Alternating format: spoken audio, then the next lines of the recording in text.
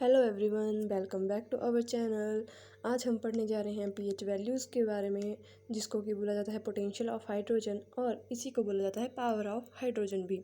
और पीएच की जो खोज है वो की थी सोरेनसेन ने इन 1909 में।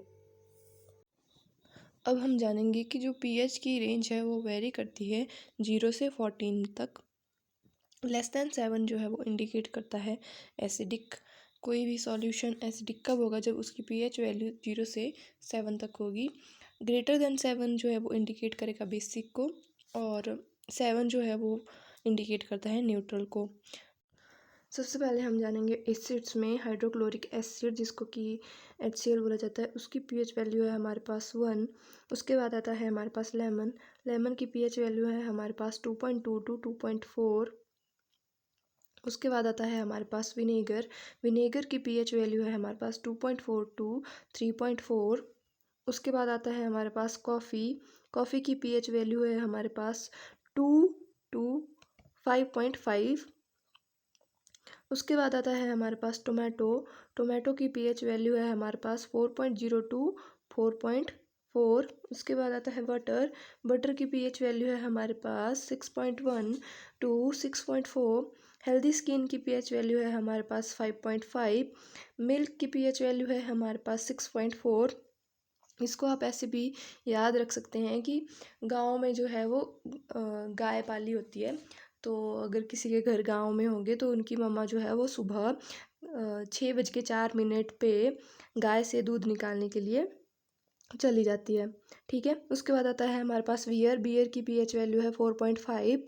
उसके बाद आता है हमारे पास सलाइवा की पीएच वैल्यू है 6.2 to 7.6।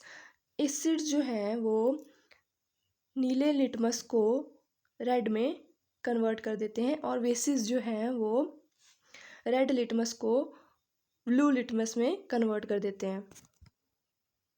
अब हम करेंगे बेसिस, जिसमें सबसे पहले आता है हमारे पास ह्यूमन ब्लड की स्टडी को हीमेटोलॉजी बोला जाता है, जो कि हमने पहले पढ़ लिया है। अब इसकी पीएच वैल्यू होती है हमारे पास 7.35 to 7.45। उसके बाद आता है हमारे पास बेकिंग सोडा की पीएच वैल्यू होती है हमारे पास 9। उसके बाद आता है अमोनिया की पीएच वैल्यू होती है 11.6। उसके बाद आता है हमारे पास ब्लीचिंग पाउडर की वैल्यू पीएच वैल्यू होती है 11। और न्यूट्रल में हमारे पास आता है डिस्टिल वाटर, जिसकी पीएच वैल्यू होती है 7। आपसे पूछ लिया जाता है डिस्टिल वाटर या फिर किसकी जो है पीएच वैल्यू 7 होती है, तो डिस्टिल वाटर आ जाएगा। और कई बार आपसे ह्यूमन ब्लड का पूछ लिया जाता है कि ह्यूमन ब्लड की पीएच वैल्यू कितनी होती है। अब हम एसिड के बारे में थोड़ा और जानेंगे। तो जो एसिड हैं वो सॉर इन टेस्ट होते हैं, कि इस एसिड जो है वो टेस्ट में कैसे होते हैं, खट्टे होते हैं।